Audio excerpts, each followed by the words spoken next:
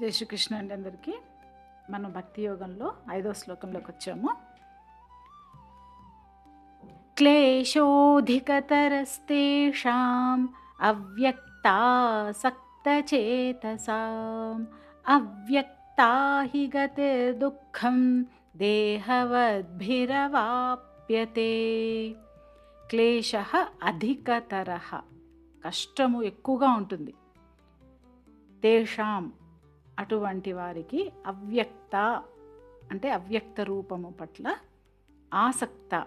ఆసక్తులై ఉన్న, చేతసాం మనస్సు కలవారు, అవ్యక్తాహి అవ్యక్త రూపంలోనే, గతిహి మార్గము, దుఃఖం చాలా దుఃఖము, దేహవద్భి దేహబుద్ధితో ఉన్నవారు, అవాప్యతే పొందెదరు. మనసు యందు అవ్యక్తము పట్ల ఆసక్తి ఉన్నవారికి నిర్గుణోపాసన చాలా కష్టతరముగా ఉండును. అవ్యక్తమును ఆరాధించటం అనేది శరీరబద్ధులైన జీవులకు చాలా కష్టతరమైనది అని చెప్తున్నారు.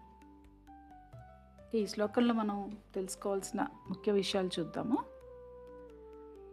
ఇక్కడ ఏంటి, భగవంతుడు ఏం చెప్తున్నారంటే, అంటే ఇది ఆయన మొహమాటం లేకుండా చాలా స్పష్టంగా ఖచ్చితంగా చెప్తున్నారు. ఏమని, అవ్యక్త స్వరూపంలో ధ్యానం చేయడం అనేది చాలా కష్టమైన పని.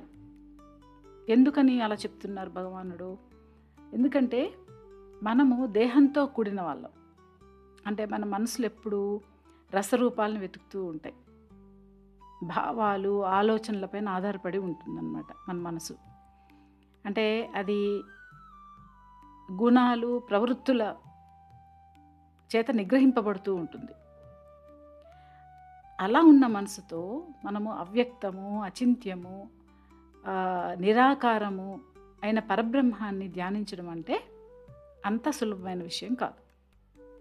అంటే అలా చేస్తే, బలవంతంగా చేస్తే మనసు మీద పెద్ద భారం పెట్టినట్టు అవుతుంది. అదే సైకాలజీలో ఏమంటారు, కాగ్నిటివ్ లోడ్ అంటారు, మైండ్ లోడ్ అన్నమాట. అంటే భగవానుడు ఇక్కడ ఏం చెప్తున్నారు, ఎవరిని తప్పు పట్టడం లేదు, ఎవరిని నిరుత్సాహపరచడం లేదు. కానీ ఆయన ఏం చెప్తున్నారంటే, ఈ మార్గం ఏదైతే ఉందో అది చాలా సూక్ష్మమైనది. అంటే చేపట్టే వారికి ఒక ప్రిపరేషన్ అనేది చాలా ముఖ్యం. అంటే మనోనిర్మాణం అనేది చాలా అవసరం. అంటే ఎవరో నిర్గుణ మార్గంలో వెళ్తున్నారు, మనం కూడా వెళ్దాము, ఇలాంటి ఆలోచన ధోరణి మనం బయటపడాలి.